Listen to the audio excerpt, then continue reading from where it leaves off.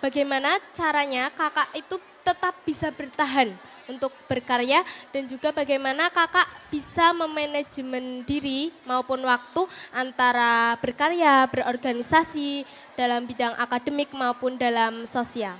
Yang paling pertama adalah mood, ya. Menulis itu butuh mood yang baik.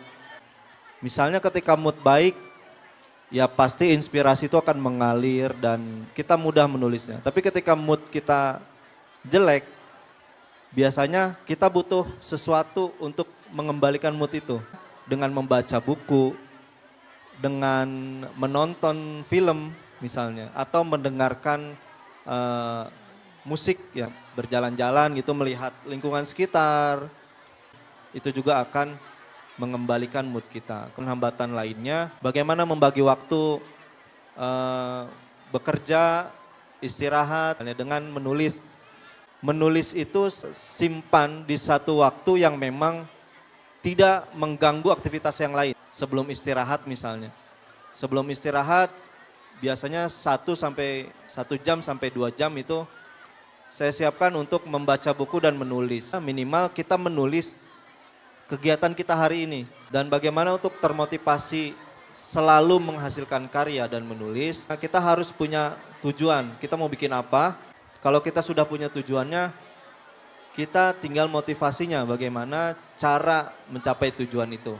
Saya punya satu buku judulnya Wajah Islam Kita. Hasil saya mendengarkan kajian, itu yang saya tuangkan dalam tulisan-tulisan. Perkenalkan, saya Ibu Endang Winarsi, guru bahasa Indonesia. Ada nggak ya hubungan yang signifikan antara suka menulis tapi dia tidak suka membaca?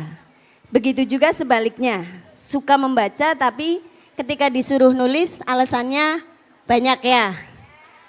Saya sering mengajak anak-anak untuk saya paksa untuk menulis biar mereka mau membaca. Tapi alasan anak-anak sekarang ketika sudah dibenturkan dengan Ustazah saya mau nulis tapi belum dapat inspirasi. Gimana menyeimbangkan jadi biar anak juga suka membaca dan juga sekaligus suka menulis, begitu juga sebaliknya. Kebiasaan membaca itu akan membentuk seseorang untuk terbiasa mengolah informasi. Seharusnya orang yang suka membaca tanpa dipaksa menulis pun dia seharusnya sudah punya banyak ide di dalam kepalanya. Sebaliknya, ada orang yang suka menulis tapi tidak suka membaca. Membaca itu tidak hanya kita maknai membaca buku. Bisa jadi dia menulis tentang apa yang dilihatnya sehari-hari, bisa jadi dia menulis apa yang dia rasakan. Dalam proses menulis itu, ada yang mengatakan bahwa membaca itu gurunya menulis gitu. Atau kita biasanya belajar dengan melihat contoh. Untuk menciptakan sebuah karya kita harus tahu kita itu sedang membuat apa, tujuannya untuk apa. Membaca itu diperlukan untuk kita belajar bagaimana menulis yang baik. Kalau mau menulis, mau tidak mau, ya kita harus punya ide untuk dituangkan. Ide itu dapatnya dari mana? Ya membaca. Membaca buku, membaca lingkungan di sekitar kita, membaca fenomena di sekitar kita. Ustazah, kalau ada yang lagi yang beralasan, saya belum punya ide, mungkin perlu diajak keluar kelas. Ayo kita keluar kelas. Kenalkan, nama saya Agnia dari kelas 4E. Saya mau menanyakan tentang tadi yang kata kakak, penulis itu sebagai pencipta, menciptakan sesuatu, dan menurut saya pembaca itu dikenal sebagai yang menghidupkan apa yang diciptakan.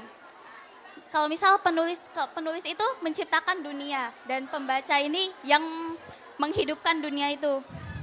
Jadi kalau misal kakak sebagai penulis menciptakan, pasti ditujukan kepada makhluk yang mau membacanya, yang mau menghidupkannya. Nah itu ditujukan untuk siapa gitu.